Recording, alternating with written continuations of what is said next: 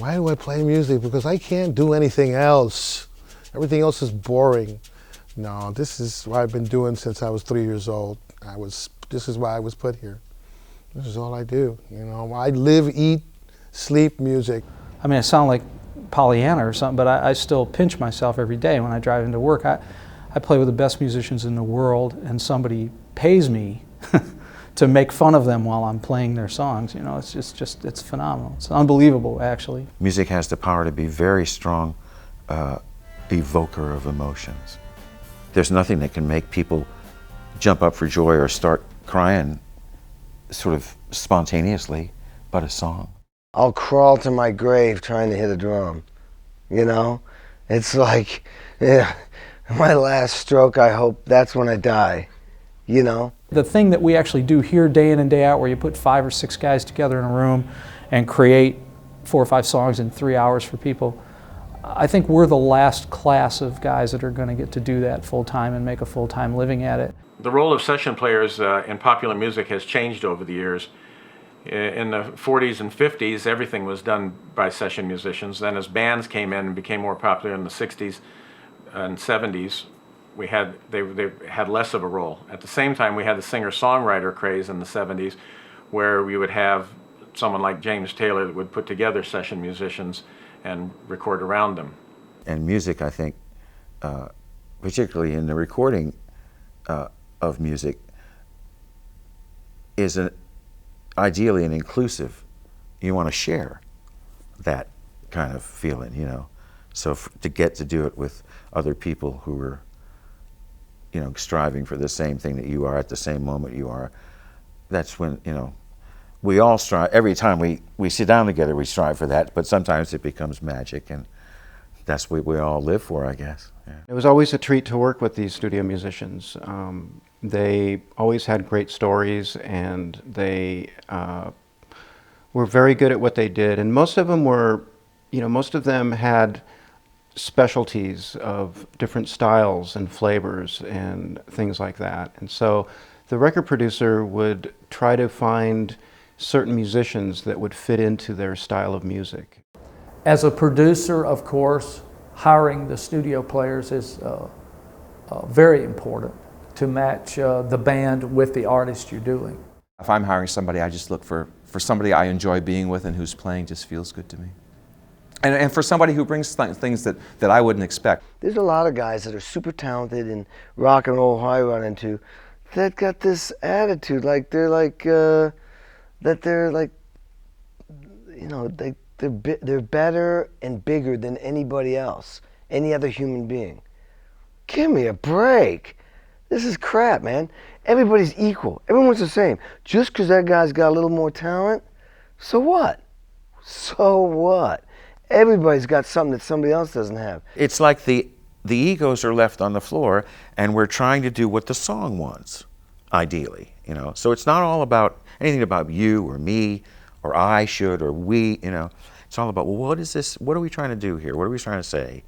What's the best way to represent this? You know, it's not about us. It's about us making the song sound better. And then we feel good because we did a good job, and people are enjoying it, and we're enjoying it because if you like the song, you want to make it sound great. You know, I don't have to be out in the front. That's not my job. I don't have to be playing out loud, or my stuff has to be out loud. Occasionally that happens, but it's not my choice. It may be the producer or the artist, you know. Say, for instance, what was that one song I worked on? Let's say Ride Like the Wind, Christopher Cross. The first thing you hear is the congas and this wind in the background, you know? That wasn't my choice. I was just at the session playing, you know? When they mixed it up loud. And when I heard it on the radio, I almost crashed my car. I was like, oh my God, that's so loud. Oh my God, you know? But most of the times what I do is supposed to be in the background and not felt, not heard.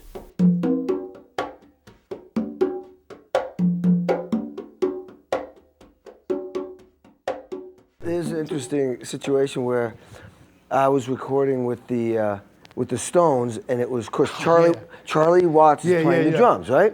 Which album did you do? It was Bridges to Babylon. Oh, I did Voodoo Lounge. Oh, you did? We're over here. So, but check this out. So what happened was, the story goes, is that I went there to just, Jim Keltner was doing something with Charlie Watts. Oh, that's another great drummer is Jim Keltner. If you listen to him a lot, that guy is a magician.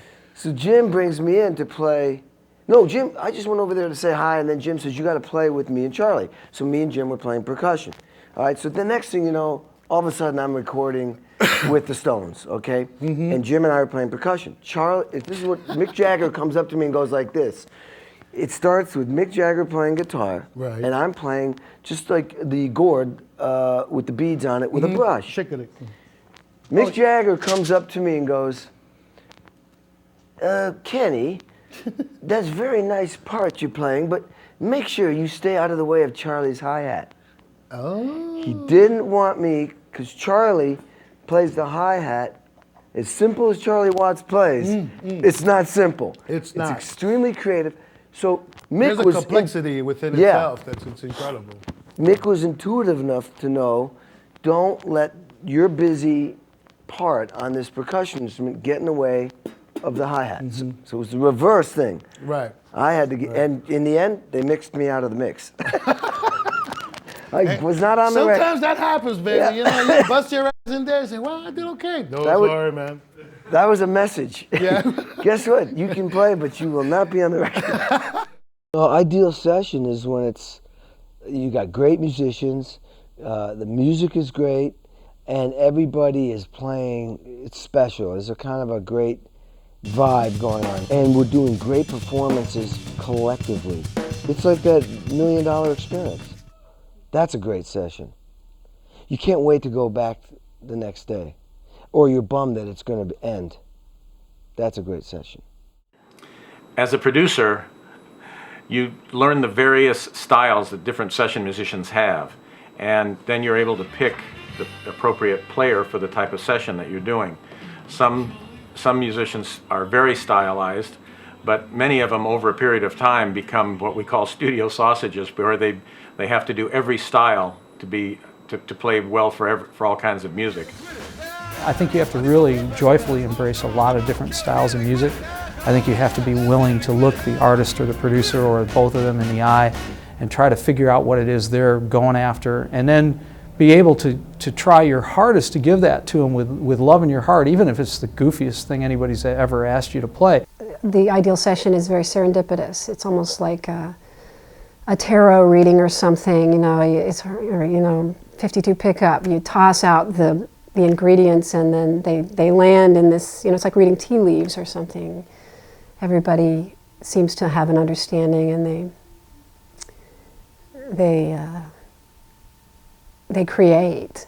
The thing I love about the Nashville musicians and the players, you put any piece of music up in front of them, and the best of them, the A string, can handle anything. Very often, particularly in Nashville, they'll just come in with somebody strumming a guitar and singing a vocal into a cassette recorder, and they leave, you know, with a record, and they're like, wow, you know, I can't, you know, they can't stop talking about it. But it's great, because that's what we do. That's our job. Yeah. When you call in somebody like Lenny Castro, you would expect to have a real exciting track, a really exciting recording. Lenny's the type of percussionist that is not afraid to take on any style of music, and he has a way of making the music dance.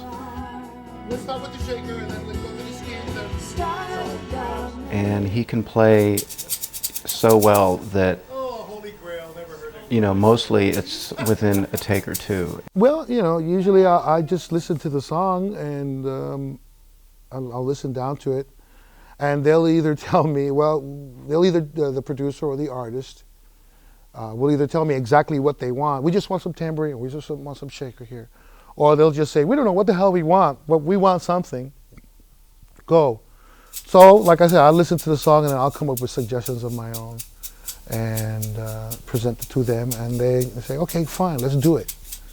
And then that's basically it, you know. Or sometimes you may have a chart, but a lot of times they don't give me any charts because, like I said, a lot of times they don't know what they want. They know they want some percussion on there.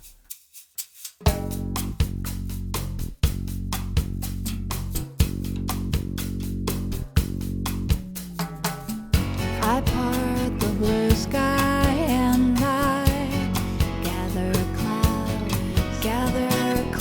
I live beneath their shadows, dark and loud. I live beneath their shadows, dark and loud. I live beneath their shadows. The reason we wanted to have Lenny come and play on our tracks is to, really breathe some life and some funk into the music, because there's so much that can be done and is done with sampling and loops and all kinds of fantastic technology tools, but yet the magic really comes in the interaction of human beings. What I think Lenny brought to the Grant and Diane project is the human feel, and Grant and Diane had a lot of tracks that they've been working on for a long time. They're a little team that's puts together music and produces and writes and plays on all of the stuff, and their music is always exciting, but they wanted to try to get somebody that could come in and put some type of human feel on it, and so they were real excited to get Lenny Castro to come in and play on their music.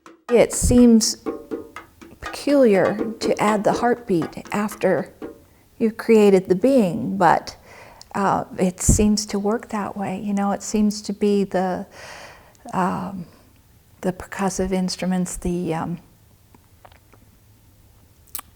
congas that he was putting on, all that stuff was like, that's animated it so much more than it was. It was very nice. It was awesome.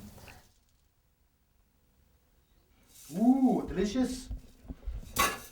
Take me home with you, fella. I'm not cheap, though. All right, let's go to congas. I was going to throw some tambourine on, but I'm not sure about that yet. So let's go straight to the congas. Let's go to the source where we really need to get to the bottom of the thing. And if we need some more, we'll do it. Coolio. Let's set up for congas. And just try and enhance their music as much as possible, as much as they want it. Like I said, sometimes it's just this much, sometimes it's a lot, So it's a very simple process. The role of a percussionist oftentimes is they're brought in at the end or towards the end of the tracking part of making a record. The basic track may be done, all the basic tracks may be done, and you bring in a percussionist to add flavor to in some cases to add to the feel, but in a lot of cases to add spice to the stew that's already there. And Lenny is outstanding at going right for the heart of where the groove is. Speaking about real pro session players, they are people that are able to access that part of their being. And so in a way they can make magic, and that's their business. It's not so much the notes that you play, it's the force of your personality on the notes that are already there. It's just the joy to be there. Just to be there playing with these cats, that means something to me. I'm up here playing with so-and-so. I must have something going on, But each musician has something different to offer, no two are the same. So I look forward to playing with all of them. There's not one reason why. Not because they groove harder than the other guy, or they got better jokes, something like that. No, it's just to be there and with your musical family and to be able to create music.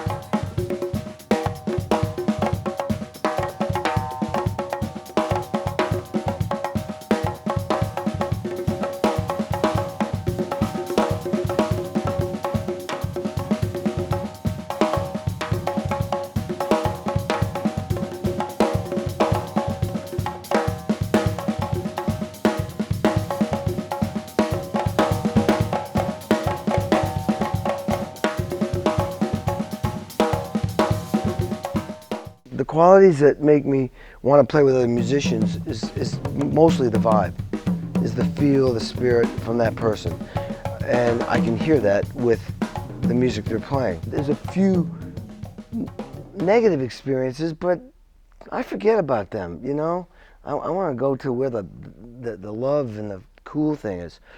And so everything is a great experience. Everything's bringing me to wherever I'm going. I just did something not too long ago for a guy named Eugene Groove, did a recording session, and he got all of the greatest funky musicians that did like Barry White and Stevie Wonder and all the old disco stuff. It's just a great collection of musicians, you know. And when I heard that the session was going to be like that, I couldn't wait. And when we all saw each other, it was like all home week, man. We had, a lot of us hadn't done a full recording session in such a long time because of the technology that's going on right now. If you look at records that are made nowadays, anywhere that they're made, whether they're made in somebody's basement or whether they're made down the street at Ocean Way recording, your options are almost endless now. But back in 1960 and basically up into the late 60s, that option really wasn't there as much for these players, which was part of the reason I think they developed they developed this esprit de corps. But then you also hear of people like Chuck Berry leaving mistakes in because the groove and the vibe of the song was just what they were after. It hit them where it counted, which is, you know, in the heart. Everybody who plays in the studio, and particularly if you're into putting effects on stuff, has gotten used to playing with a click track or a time code, so that you then can go back and, you know, regenerate that and then put something else that hooks up to it and then overdub.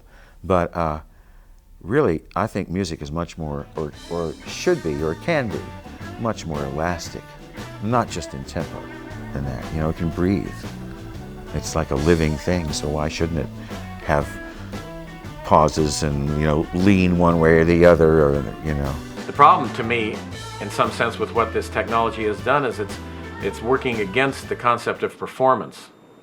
The flexibility of being able to overdub, the flexibility of being able to perfect one instrument at a time, so on and so forth, as great as it is, goes against the concept of performance, which I happen to personally like. Some of my favorite recordings that I've done were direct-to-disc recordings in the days of the phonograph record, where we had the entire band play the entire side of an album. And that synergy that happens between players, professional players, the best of everything in those cases, playing together in one room at one time is something that's impossible to duplicate. Having gone from the days of tube, everything in analog and 2-inch tape and all that, which still to me sounds the way I think things should sound, like I still like vinyl. I realize I'm a dinosaur, but it just sounds better to me. I personally like the advantages that moving into the new technology has given us. It's great work tools, the Pro Tools, the various things that we go in and we can do things that we couldn't do before. I think overall as an industry, it's the way we're supposed to go. And if you want to go back and make an analog record on an old 24-track, 2-inch tape machine, do it. Nobody's telling you can't.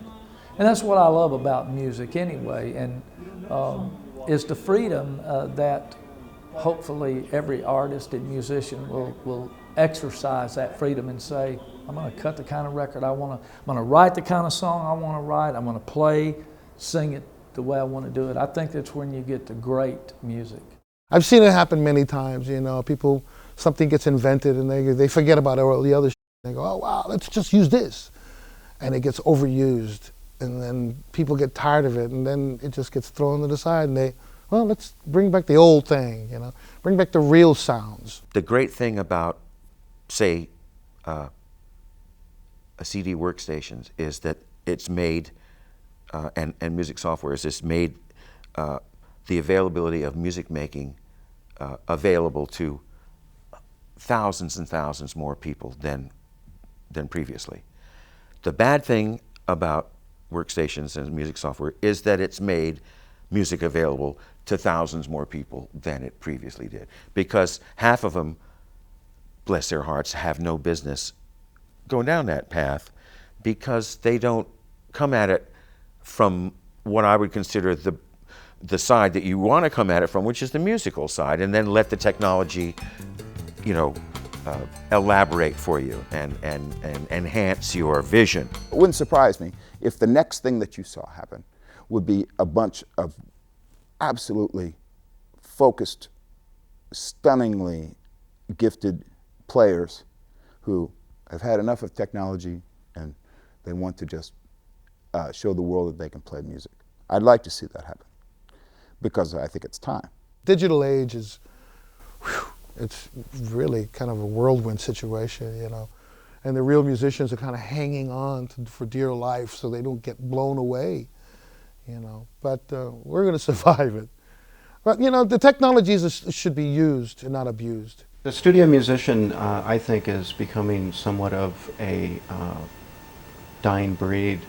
The technology has brought us to a place where people are always trying to save money and cut corners, and there's so many people doing it that most of the people that are using the digital technology really can't afford to hire studio musicians, and so it really leaves a lot of studio musicians out of work. And to me it's a very sad thing, because music to me is something that is felt from one person to the next, or some kind of storyline or something like that. And even though a human actually does program the computer to make the music, it's really, I believe it should be the human that actually makes the music. The human factor, musicians, players, you know, there's always the human factor. There's always going to have to be somebody who's going to have to program it. You have to program the part. It may not be, you know, sound like a real drum, but that human factor has to be there. Why is it backwards? Why is that? I mean, I'm playing it right, but it's backwards. It's like, but to me, the biggest human factor is the player. You know, it always comes back to the players. Okay, let's do that 16-note hi-hat thing. Yeah. You know, this is more of a demonstration of something that's like a slow tempo type of thing, something you might hear on maybe in R&B albums or something like that, and how things would work.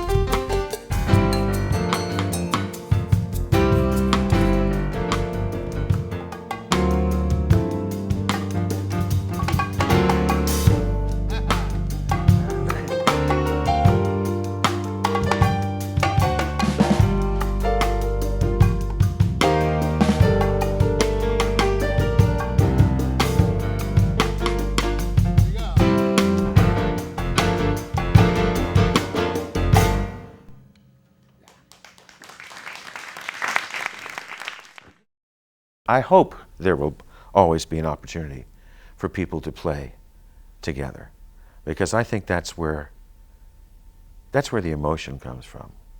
If music is the vehicle. I just want to play the drums. I just want to make another record. I just want to be on another tour. I just want to enjoy that experience. Fear no situation.